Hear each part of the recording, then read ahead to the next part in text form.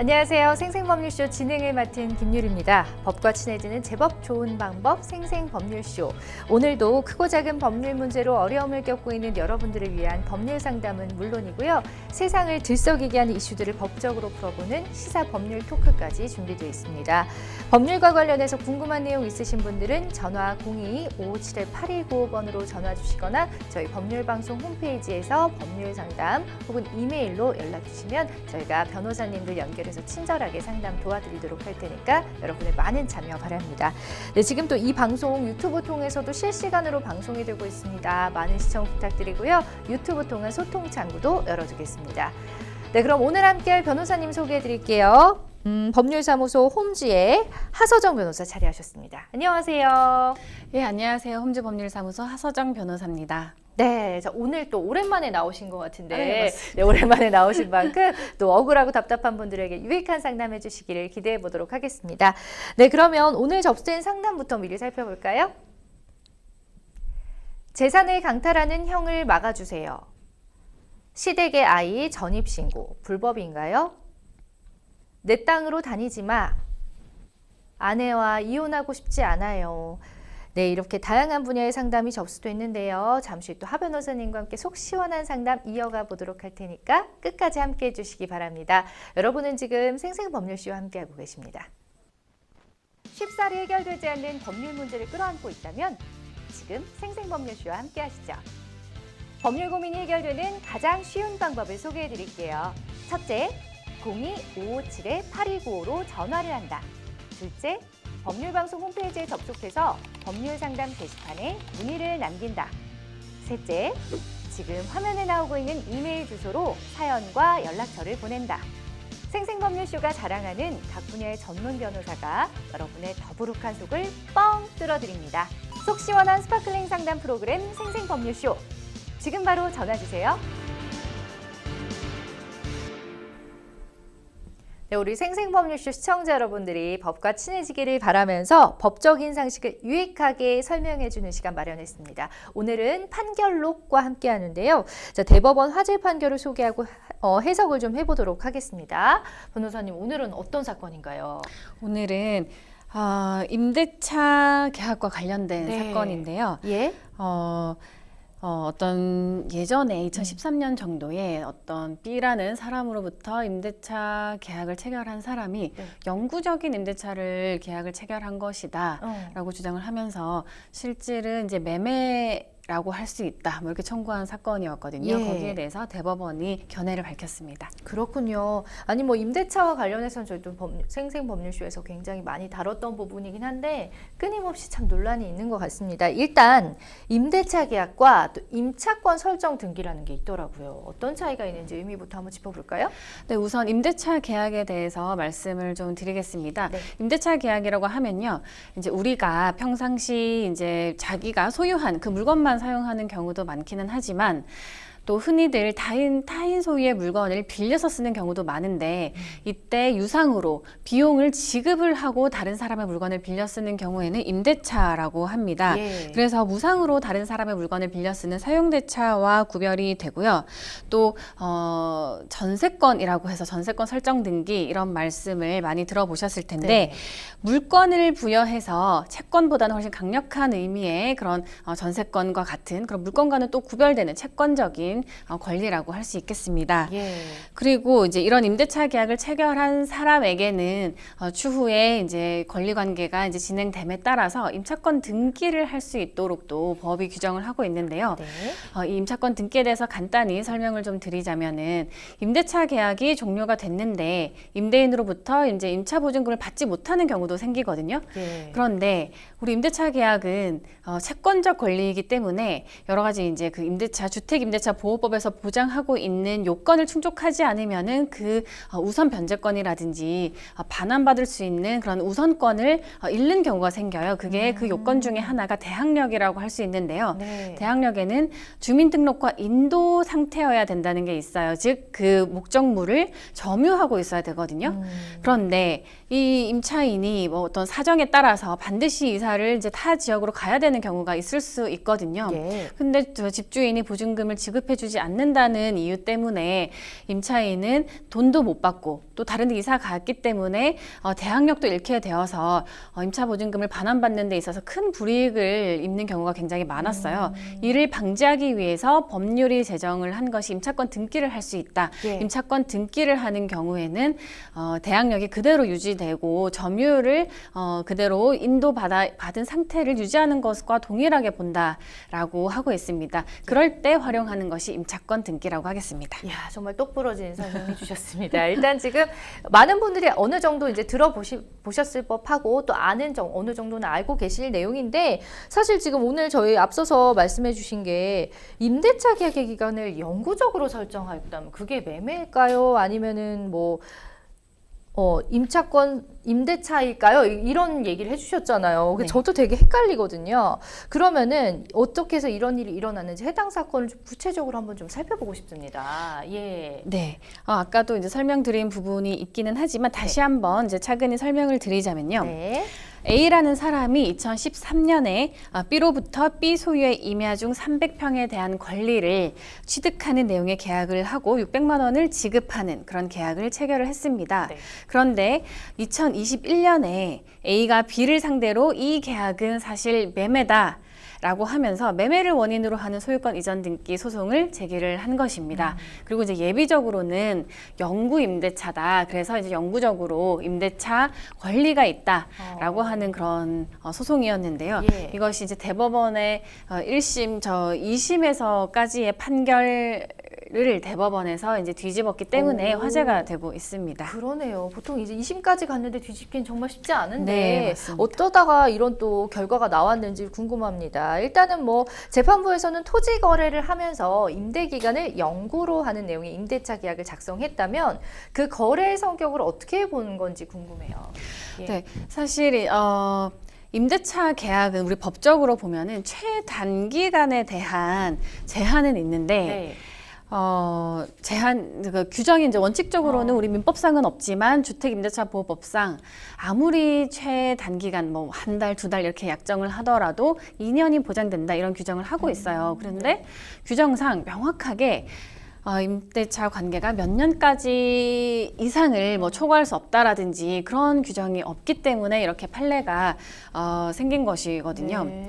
실제로 1심에서는 이렇게 계약의 실질이 매매다, 영구적인 임대차라는 것은 사실은 그 매매로서의 그 물권적인 그런 권리 변동이 생긴 것이다라고 주장을 했지만 이러한 A의 그 청구를 기각을 했습니다.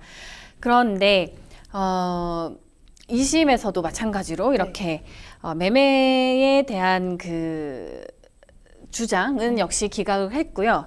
다만 영구 임대차를 계약한 사실은 인정된다고 판단을 했습니다. 그런데 이제 그 영구 임대차가 그러면은 그대로 유효한가? 네. 2심에서도 2심에서도 마찬가지로 영구 임대차라는 것은 무효에 해당되기 때문에 이 계약 사실을 근거로 임대차에 대한 권리를 주장할 수 없다라는 판결을 한 것이고요. 예. 대법원 또한 이제 원칙적으로 영구인 임대차 계약이라고 본 것은 맞는데 이렇게 영구인 임대차 계약이 어떤 우리 법률 규정에 의해서 허용이 되지 않는다라고 네. 규정한 규정은 없기 때문에 예. 원칙적으로 그러한 불허되는 내용이라고는 할 수 없고 원칙적으로는 유효하다고는 본다고 그렇게 하고 있습니다. 그렇지만 네. 실제로 이제 영구인, 임대차 계약이 영구인 이런 임대차 계약을 인정할 실제 필요성이 있고 네. 또 이러한 임대차 계약을 만약에 인정을 한다고 하더라도 여러 가지 이제 당사자들의 이해관계를 조정할 수 있는 방법이 있고 또 이런 임대차 관계가 있으면 당연히 이 목적물의 소유자인 집주인, 뭐 건물의 주인, 부동산의 주인은 당연히 소유권이 뭐 엄청나게 제한이 될 수밖에 없지요. 그런데도 사용수익권이 제한된 외에 소유권을 만약에 전면적으로 제한되는 것이 아니라면은 네. 이렇게 원칙적으로는 허용이 된다라고 하면서 임대차한테 다만 이것은 기간의 정함이 없는 임대차가 된다라고 판시를 하였습니다.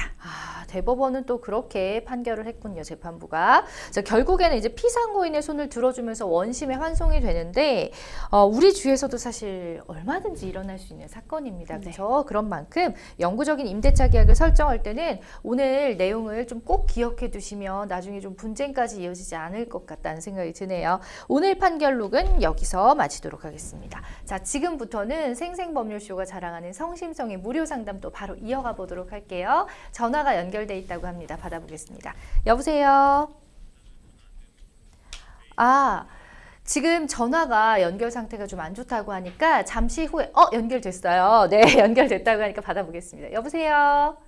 예, 예, 안녕하세요. 예, 안녕하십니까. 예, 반갑습니다. 혹시 어떤 점이 궁금해서 연락 주셨을까요? 선생님이, 저는 뭐야? 진행자고요. 바로 옆에 변호사님 나와 계셔서 같이 지금 듣고 있거든요. 예, 예, 편하게 그러세요? 궁금한 점 말씀해 주시면 됩니다. 저희 집안의 재산 문제 때문에 예. 전화 드린 사항이고요. 네네. 지금 현재 우리 아버지 말고 이제 할아버지 때, 네. 참, 어제 그저께 통화를 하신 분한테 내가 말씀을 드린 상황인데요. 예. 방송 통해서 한 번 더 말씀해 주시면 좋을 것 같아요. 지금 변호사님하고 상담을 하려면 조금 더 디테일한 그 내용이 필요하거든요. 예. 예. 아버지 생존 시 저한테 그 재산을 한 60% 정도를 저한테 상환을 해놓고 돌아가셨어요. 예. 그러자 이제 사무제를 끝나고 나니까 이제 저희 형님이 한 분 계시는데 형님이 이제 그 땅 문서를 이제 찾으니까 어머니께서 말씀하시기를 아버지가 돌아가시기 이전에 이렇게 해서 막내한테 이렇게 해놓고 돌아가셨다. 그리 말씀하시니까 이제 그 형님께서는 이제 성기를 부리면서 이제 집안 어떠한 소위 시끌벅적하게 이렇게 하다 보니까 제가 이제 나가게 됐어요. 네. 이제 서울에 직장 생활도 하고 하다 보니까 바로 이제 서울로 갔는데 그러자 조금 시간이 흐르고 세월이 이제 흐르고 나니까 어머니께서 전화 오시기를 얘야 형 땅 좀 줘라 그러길래 알겠습니다 하고 집에 들어가서 땅을 떼어가지고 땅을 좀 드렸어요. 네. 1차 주고 나니까 조금 또 시간이 또 오려는 거예요. 2차적으로. 예. 그러다가 또 시간이 흐르니까 또 3차적으로 또 그러는 거예요.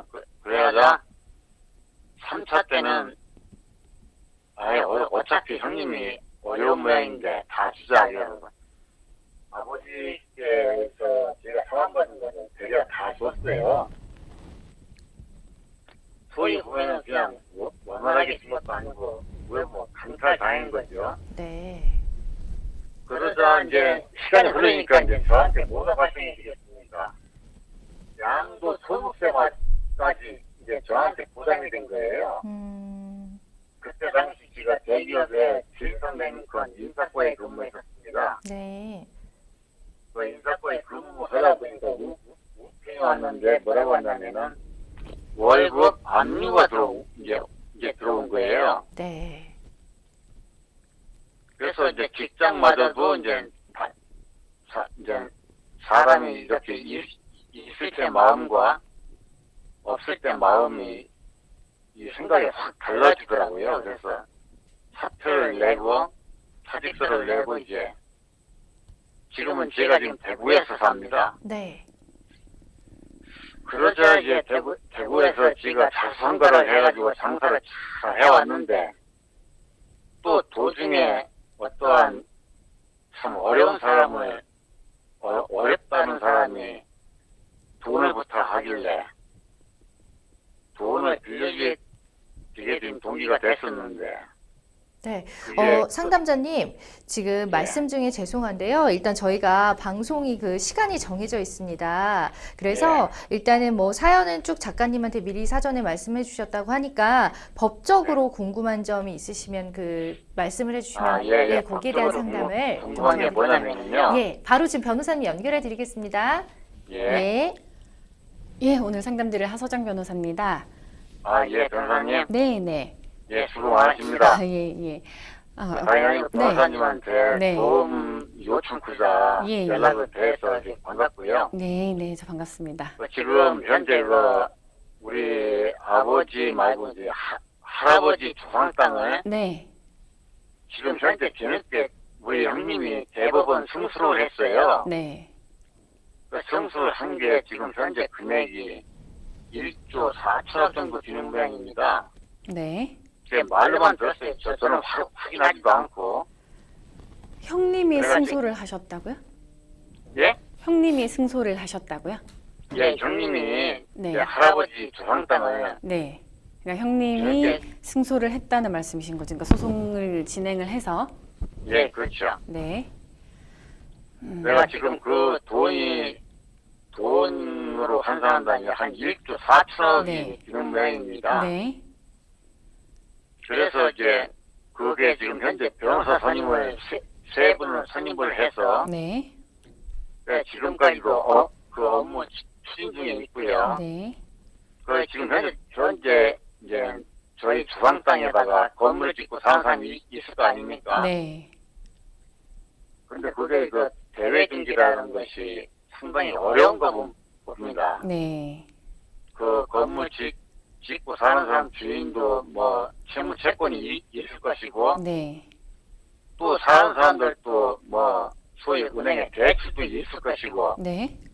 그러다 보니까 막 거기에 대한 업무 과정이 상당히 힘든 모양인데 거의 네. 한 90% 이상이 지금은 들어온 상태고 네.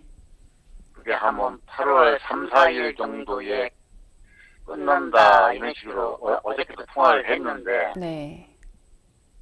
그럼 내가 상대할 거야 했더니만은 네 와서 뭐 도움 준다면 봐서 부르지 이 사람아 그냥 기다려라 네. 이렇게만 말하고 있는 와중에 지금 기다리고 있는 현 상태에 있는데 네. 예를 들어 지금 현재 1조 4천억이라는 돈을 갖다가 조상 땅을 차렸는데 네. 지가 지금 차남입니다. 네. 형제 둘에 네. 5년 이남 중에 막내인데 네. 이제 그런 거는 갖다 법적으로 지금 형님이 예를 들어 수월에 된다면은 네. 괜찮지만 네. 예를 들어서 소위 저도 자손이다 보니까네 거기에 대한 해당 사항이 있는 프로세스가 얼마나 됩니까? 라는 그런 궁금증도 있고요.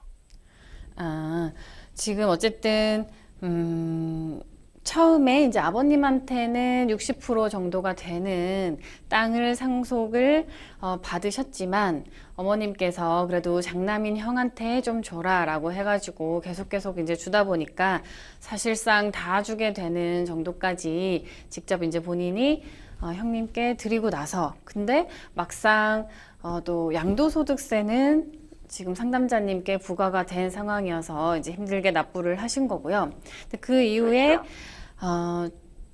그 아버님의 재산이 아니라 조상님의 땅을 형님이 이제 소송을 통해서 무려 이제 1조 4천억이나 되는 그런 정도의 가치를 소송을 지금 진행 중에 있는 것으로 제가 해석이 되는데요. 네. 그럴 경우에 제가 아까 형님이 소송을 한 게 맞느냐라고 자꾸 질문을 드린 이유가 그 땅 1조 4천억 원에 해당되는 그 조상 땅이 소송이 어떤 소송이냐에 따라서 지금 내용이 조금 달라질 것 같은데 형님이 소송을 해서 이제 본인의 몫으로 1조 4천억 원을 인정받은 것이라면은 그 땅에서 지금 상담자님이 분여받을 것은 없다고는 보이지만은 형님이 그만큼의 몫이 있다면 지금 전화하신 상담자님도 그와 동일한 사건을 진행을 했을 때 마찬가지로 1조 4천억 원에 해당되는 그런 상속분이 있을 것이다 이렇게 추측이 되고요.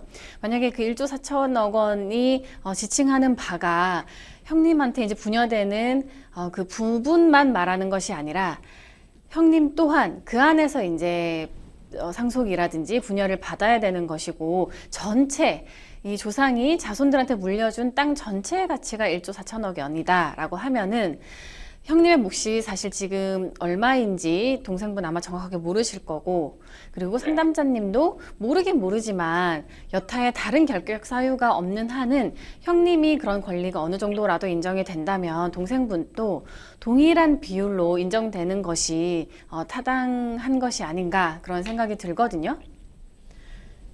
그래서 지금 어떤 금액적으로는 확정 지어 드릴 수는 없지만, 지금 상황에서 상담자님이 그때 형한테 땅을 이제 주거나 하는 것이 본인이 상속 포기를 한다거나 뭐 이런 다른 여타의 권리관계 변동을 시킨 것이 아니라면은 어쨌든 이제 본인의 상속분은 형님과 동등하다고 볼 수 있고요. 그렇기 때문에 형님이 이렇게 1조 4천억 원이든 혹은 그 안에서 어떤 부분을 상속을 받든 조상 땅에 대한 권리가 인정이 된다면 별다른 차이 없이 지금 사연자님도 그만한 권리가 있을 것이다, 이렇게 추측이 됩니다. 그래서 지금 상담자님께서는 먼저 정확하게 형님께서 진행하고 있는 소송이 어떤 것인지를 알아보시는 게 더 급선무일 것 같아요. 어떻게 알아봐야 됩니까? 사실은 지금 어쨌든 그 소송 자체는 그 수행하는 사람의 개인 정보들이 많이 포함되어 있고 다른 제3자는 접근하기 어렵기 때문에 그 형님께 자세하게 묻고 형님의 동의를 받아서 그 자료에 접근하는 것이 필요할 것 같습니다. 혹은 그와 비슷한 소송을 어쨌든 좀 얼기설기 이렇게 진행을 하면서 그런 형님의 사건 번호라든지 뭐 이런 것을 알 때 거기에 대해서 정보를 이제 재판부의 재판부를 설득시켜서 재판부의 동의를 구해서 제출 명령이라든지 이런 걸 통해서 정보를 확보하는 것도 방법이 될 수 있습니다. 단지는 이제 소산지법 아닙니까? 지금 뭐 관할은 좀 저도 찾아봐야 되는 거라 아마 인터넷에 금방 검색하시면은 나올 텐데, 관할은 이제 말씀하신 것이 맞을 것 같습니다. 근데 형님은 어디서 진행을 하고 계세요? 이게 또 조상의 땅이기 때문에 부동산이 위치하는 그 장소에 관할 법원도 해당될 수 있거든요. 예, 그러니까 충남 금진입니다. 네. 네. 충남 금진은 지법은 소산지법에 있거든요. 네. 네. 제가 이제 그런 말을 매일 통화는 합니다. 매일 통화를 하는데 네. 이 사람들이 대외경기라는 것이 이렇게 어떠한 가치를 받고 뭘 하고 하는데 자꾸 11년장 하다 보니 이게 벌써 지금 1년이 넘었거든요. 각서를 받는다고요? 네? 각서를 받는다고요? 어떤 각서를요? 지금 현재 사는 사람들. 네네. 네. 현재 사는 사람들. 그거는 건물을 짓고 사는 사람들. 네. 그 부분은 또 이제 상속 관계랑은 또 다른 이제 살고 있는 사람들이 어떤 권리가 있느냐, 또 이쪽에는 내쫓을 수 있는 혹은 뭐 다른 협상을 진행할 수 있는 어떠한 권리가 있느냐, 이제 확정이 먼저 되고 나야 또 얘기를 할 수 있는 얘기일 것 같습니다. 딴 거는 다 필요 없고요. 네. 지금 그 상태에서 네. 이제 첫 번째는 이제 오라인이니까, 그죠? 네. 이 고가의 확정이 끝나는 건데, 제가 방금 다시 한번 말씀해 주시겠어요? 지금 우리 현재 주상 땅에다가 건물을 네. 짓고 사는 분들이 있을 거 아닙니까? 네. 상가를 네. 짓고 사는 사람이 있는가 반면에 빌라를 짓고 사는 사람들. 네. 그 이제 모든 채무채권이 누구나 다 없잖아. 거의 90%가 다 있지 않습니까? 네. 그러다 보니 은행에서도 이런 일을 처음 당해본다고 얘기를 하더라고요. 네. 그래서 뭐 대외 등기 및 기타적인 어떤 각서라든지 이런 언제까지 돈이 지불이 될 건지 네. 이런 등등 변호사 선임까지 세 분을 선임해서 지금 작업을 하고 있는 와중인 것 같습니다. 그 작업이라고 하는 것이 그 땅에 대한 권리를 찾기 위한 작업이 아니라 그 땅 위에 이제 다른 권리 관계로 이제 뭐 임대라든지 이렇게 터를 잡고 살고 계시는 분들, 그분들에 대한 작업을 말씀하시는군요. 그렇죠. 네. 그러면은 그 땅은 지금 이미 지금 상담자님 분도 상속을 받은 상태겠네요. 저요? 네. 저는 없지요. 하나도. 그러니까 그게 이제 끝나봐야 이제 형님이 이제 근데 보이죠. 그 권리 관계는 사실 지금 잘못 알고 계신 게 예.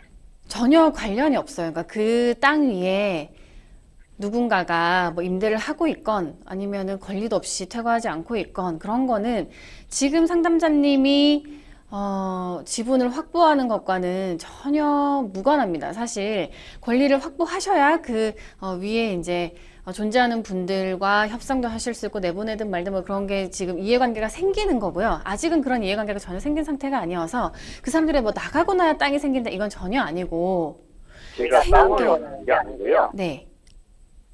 땅은 그럼 형님 거고요. 이제 할아버지 땅이죠. 우리 조상 땅이죠. 그러니까 할아버지가 돌아가셨을 거 아니에요. 그렇죠. 할아버지도 돌아가셨고 그러면은 사실 돌아가셨으면 지금 어쨌든 상속인의 땅인 거예요. 그게 설사 등기가 되어 있지 않다 할지언정.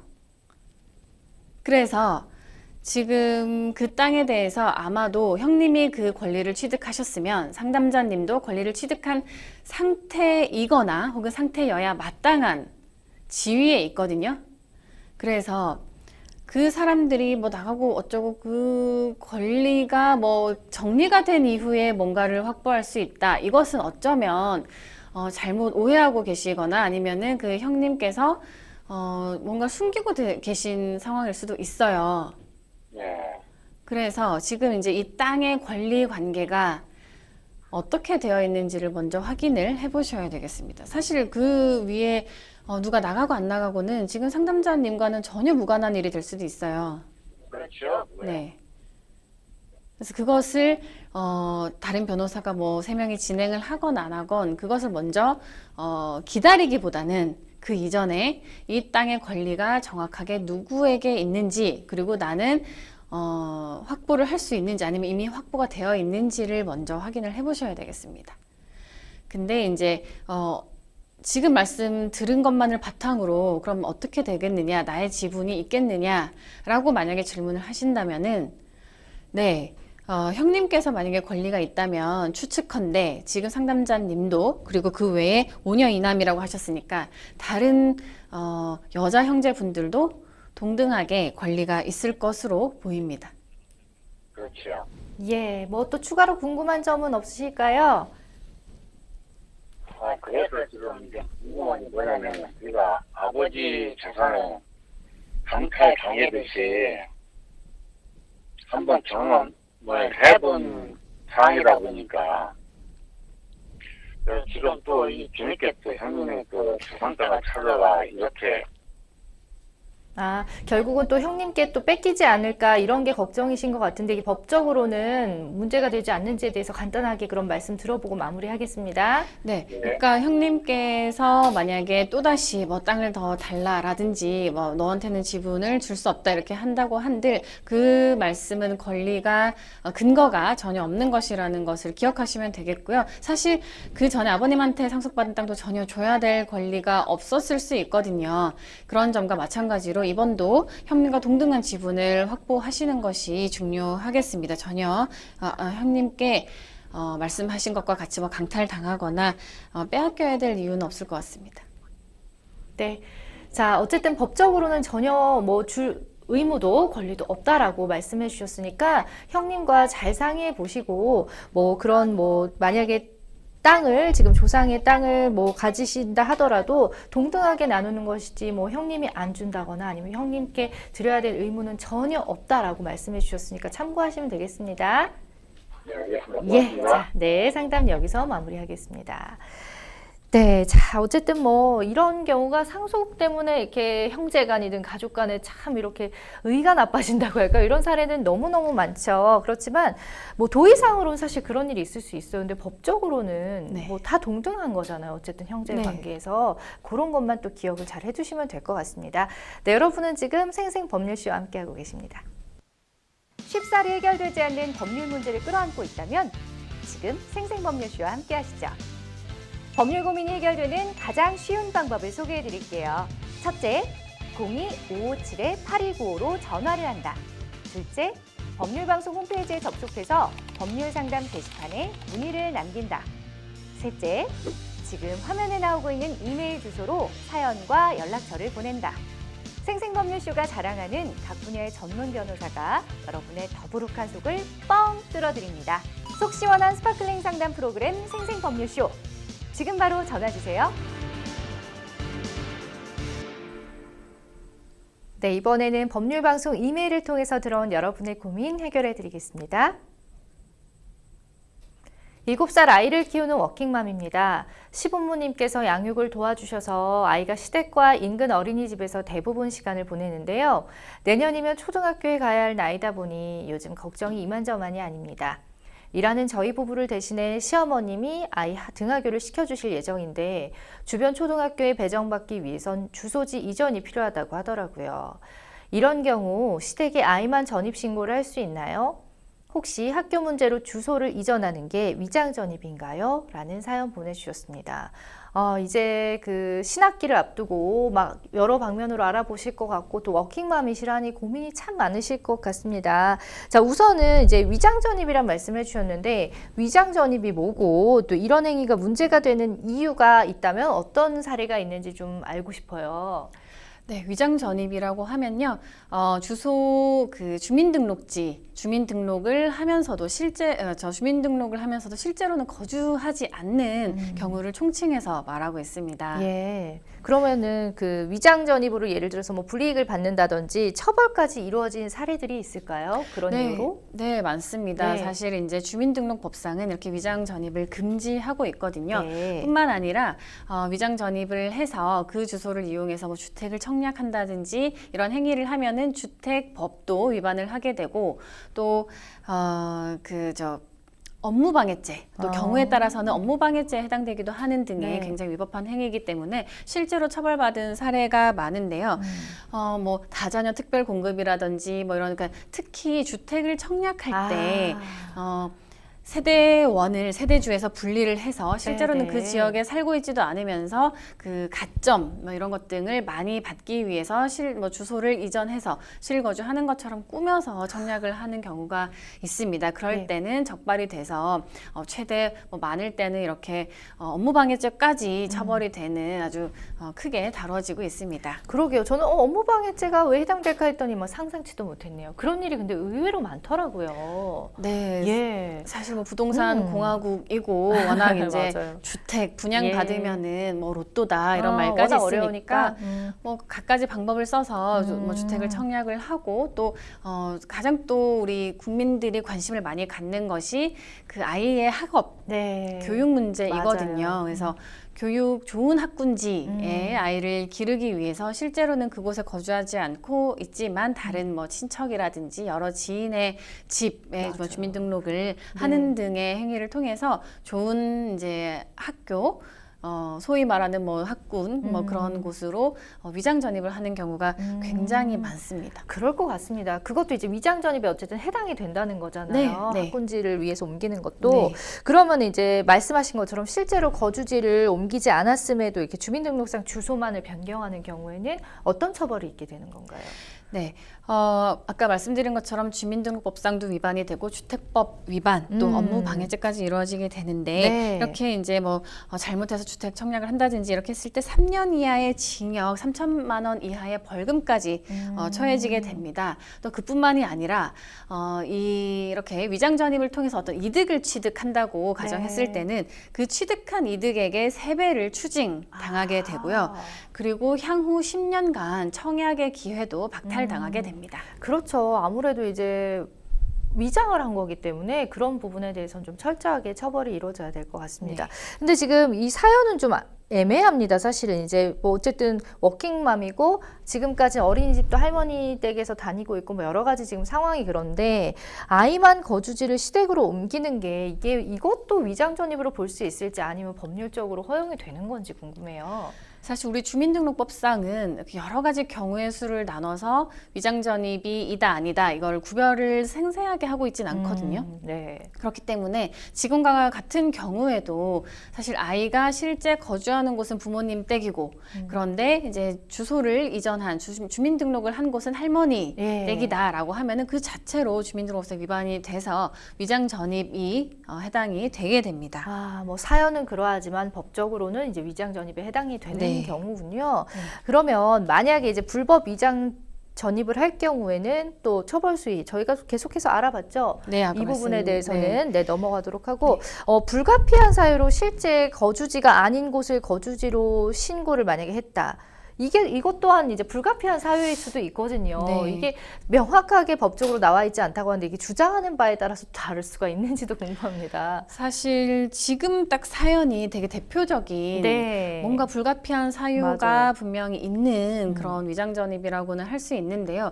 그럼에도 불구하고 이 위장 전입이라는 사실을 부인할 수가 없기 때문에 면책되기는 어렵습니다. 네. 그래서 처벌이 이루어질 수밖에 없고요. 다만 이런 불가피한 사정이 입증이 된다면 어느 정도 처벌 수위는 좀 낮게 될 수 있지 않을까 생각이 듭니다. 아, 입증을 잘하는 것도 중요하지만 어쨌든 이제 면책받기는 힘든다. 위장 전입이 네. 확실하기 때문에 그렇죠. 뭐 네. 사정 이것저것 다 봐주다 보면 사실 끝이 없거든요. 맞습니다.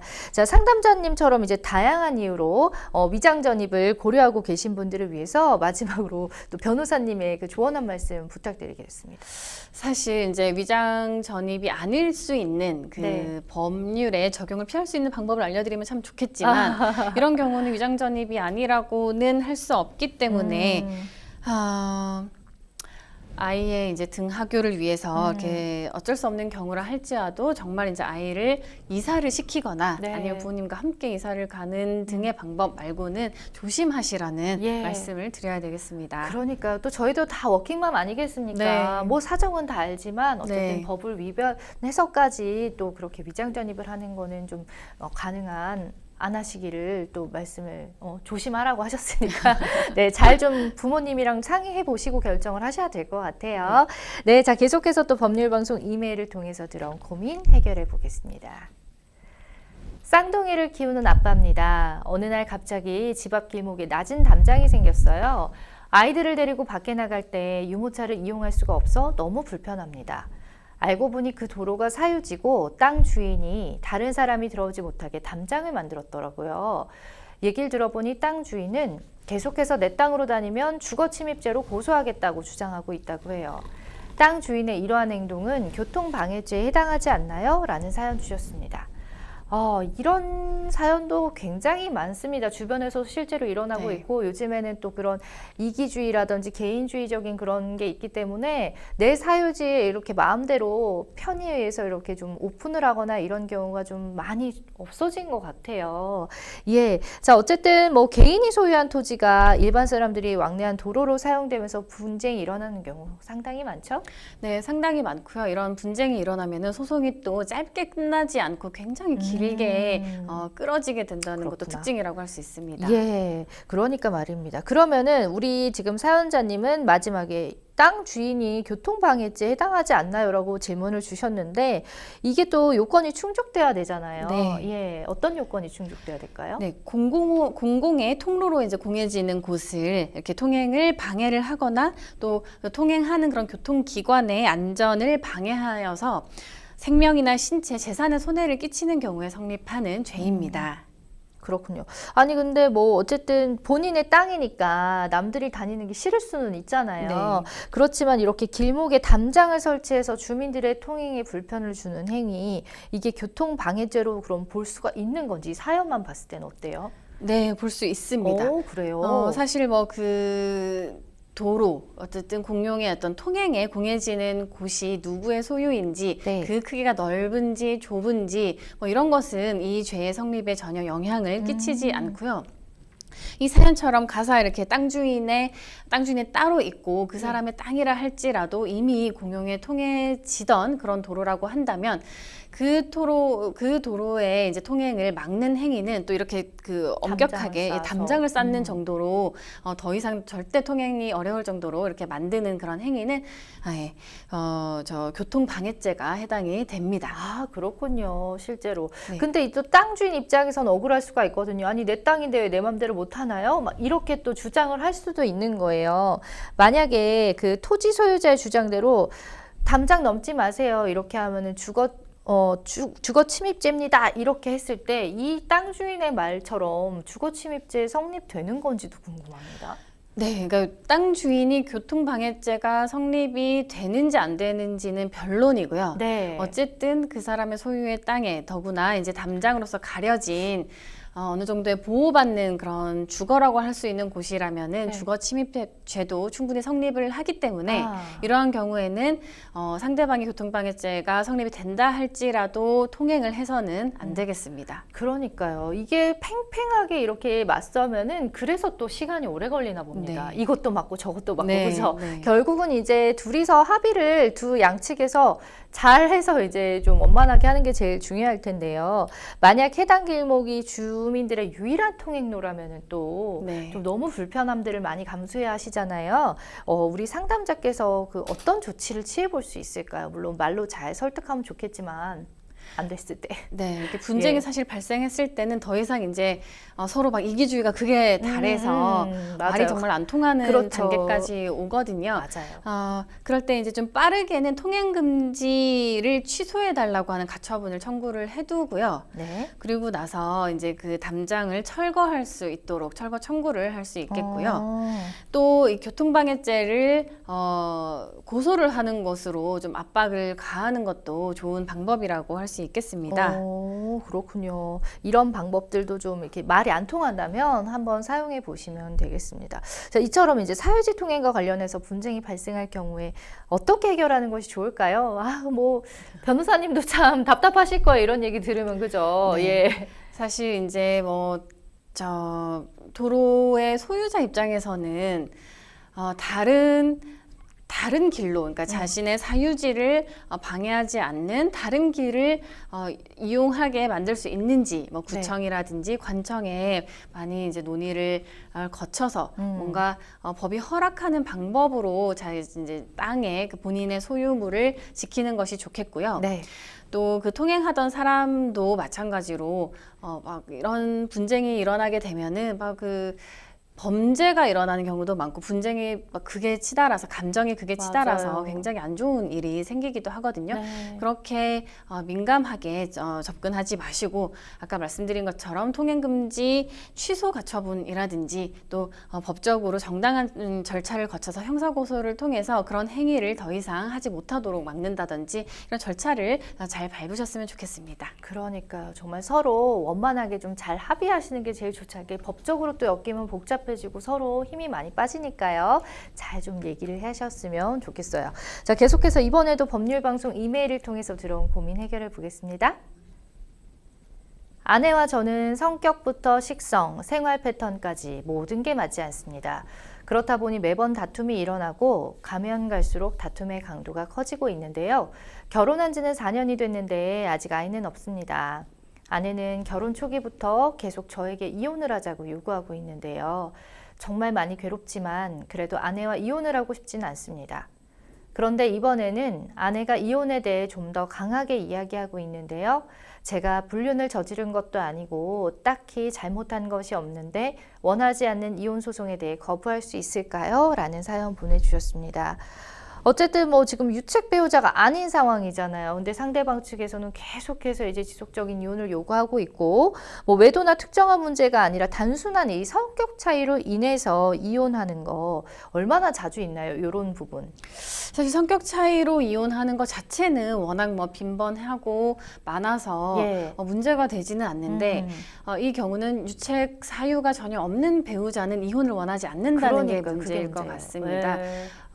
원래는 이렇게 귀책 사유가 없는 사람이 이혼을 원하지 않고 이혼을 거부하고 있다면은 이혼 자체가 성립되기가 어려웠거든요. 근데 최근에 이제 혼인 자체가 오랫동안 파탄이 되어 있는 상태라면은 그 상태를 존중해서 파탄주의에 의해서도 이혼을 명하는 판결도 가끔 나오고 있습니다. 그렇군요. 자, 우리 상담자의 사연처럼 부부 중에 한쪽에서만 이혼을 지금 원하는 경우도 많다고 하셨는데 이럴 때는 어떻게 그러면 하면 좋을까요? 예. 사실 정말 이혼을 원하지 않는다라고 하면은 본인이 이제 이혼을 당할 만한 귀책 사유가 없다면 그러니까 혼인 자체가 파탄이 되지 않았고 또 본인은 혼인 생활을 그대로 유지하기 위해서 노력하는 모습을 보였다면은 이런 파탄주의에서 그대로 이혼을 하라는 명령이 나오지는 않거든요. 예. 그래서 가정을 지킬 수 있고 이혼을 거부할 수 있는 그런 판결이 나올 것입니다. 이게 또 양쪽의 입장이 다른 것만큼 또 괴로운 게 없거든요. 네. 사실 이제 법에서 규정한 이혼 사유가 몇 가지 있다고 아는데 정확히 어떤 것들이 있는지 살펴보겠습니다. 네, 법은 6가지를 규정을 하고 있습니다. 네. 먼저 이제 배우자가 부정행위를 하는 경우 이혼을 할 수 있고요. 그다음에 한쪽의 배우자가 악의로 일방을 유기를 한 경우에도 이혼할 수 있고요. 또 배우자나 직계 존속이 일방에게 이제 심하게 부당한 대우를 했을 때 또는 직계 존속이 배우자를 심하게 부당한 대우를 했을 때 이혼할 수 있고요. 그리고 한쪽의 배우자가 생사를 알리지 않고 3년간 이제 생사를 전혀 모르는 상태가 된 경우라면 이혼할 수 있고요. 그것 외에도 혼인을 지속하기 어려운 중대한 사유가 있다면은 그 사유를 구체적으로 따져서 타당하다면은 이혼을 명하고 있습니다. 그렇군요. 이게 이제 6가지 사유가 있다고 말씀하셨는데 사실 배우자의 경제 능력이라든지 약간 좀 객관적이지 못한 그런 사유들로 이혼하는 경우도 있잖아요. 그럴 때는 정확하게 분류하기 어려운 사유 또한 이혼 사유가 될 수 있는지도 궁금합니다. 네, 될 수 있습니다. 그게 이제 기타 혼인을 지속하기 어려운 중대한 사유에서 이제 이혼 사유다라고 네. 판시를 하고 있는데요. 예. 경제 능력이 적다, 부족하다 이 정도만으로 모든 경우에도 이혼을 할 수 있다라고 단정할 수는 없지만 그 정도나 상황이 정말 혼인을 계속하기 어려운 중대한 사유라 할 만하구나라는 판단이 된다면 네. 그 또한 이혼 사유가 될 수 있습니다. 그렇군요. 보통은 이제 적반하장으로 유책 배우자 입장에서도 자기가 잘못을 해놓고도 이혼을 요구하는 경우가 있을 수 있잖아요. 예를 들어 바람을 폈는데 나 네. 당신을 더 이상 못 살겠어. 네. 이런 아주 나쁜 사람들도 있고. 자, 그럴 때 재판부가 이걸 받아들이는 경우도 있는지 궁금해요. 실제로 그렇게 청구하는 경우는 굉장히 많고요. 오. 하지만 이제 재판부가 받아들이는 경우는 그렇게 많지는 않지만 전혀 네. 없지도 않습니다. 그래요. 네. 아까 말씀을 처음에 조금 살짝 드린 것 같은데 그로 인해서 이제 혼인 관계가 어느 정도 파탄에 이르렀는데 그 정도가 이제 그 상황을 다시 되돌려서 네. 혼인을 그대로 지속하라고 명령하는 것보다 이 파탄을 인정하고 이혼을 명하는 것이 훨씬 이익이 되는 경우라면은 그 파탄을 인정하고 이혼을 명하는 경우도 있어요. 그러기 위해서는 사실 기간적으로 굉장히 오래돼 있을 것이 어느 정도의 그 판례상의 요건이 아닌가 그런 생각이 듭니다. 그렇군요. 정말 이렇게 유책 배우자들도 그렇게 하는 경우는 많지만 이게 재판부에서 받아들여지는 경우는 별로 없다라는 것도 되게 인상적입니다. 네. 그러면 재판부는 어떤 경우에 이혼 기각을 받아들이나요?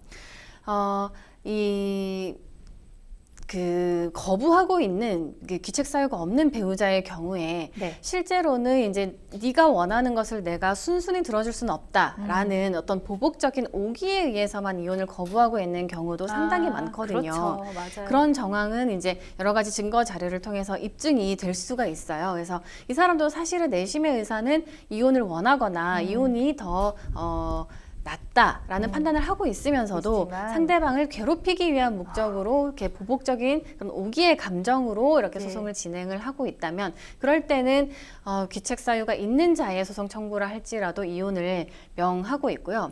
그런 점에서는 기각을 받아내기 위해서는 이 혼인에 대해서 어느 정도 본인 정말 가정을 꾸려나가기 위한 그리고 그 상대방과 관계를 개선하기 위한 노력을 기울이는 그런 증거들을 제출하는 것이 중요합니다. 예, 그렇군요. 이게 또 기계가 아니라 사람이 판단하는 일인지라 입증하고 막 이런 이혼이 정말 힘들다고 하더라고요. 굉장히 길고. 네. 그러니까 원만하게 좀 잘 합의가 되셨으면 좋겠습니다.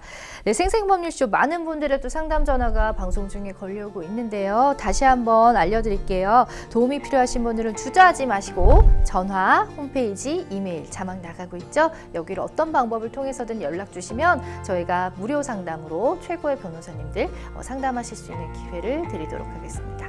네, 오늘은 하서정 변호사님과 함께했습니다. 고맙습니다. 감사합니다. 예, 오늘 준비한 순서는 여기까지인데 여러분 좋은 하루 보내세요. 고맙습니다.